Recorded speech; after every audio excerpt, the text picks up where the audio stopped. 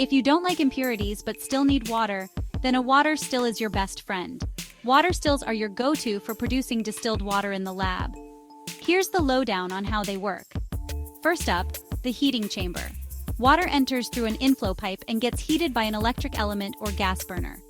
Steam rises and the leftover water is drained off for cleaning. Next, the condenser. Steam travels to this double jacket pipe where it's rapidly cooled by cold water. Pure water collects in containers, ready for use. There are two types, metallic and all glass. Remember, periodic cleaning is a must, and don't leave water in the chamber when not in use. Distilled water is colorless, sterile, and free from impurities. Pure enough for washing glassware and prepping reagents.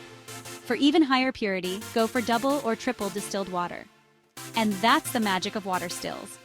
Keep it clean, keep it pure.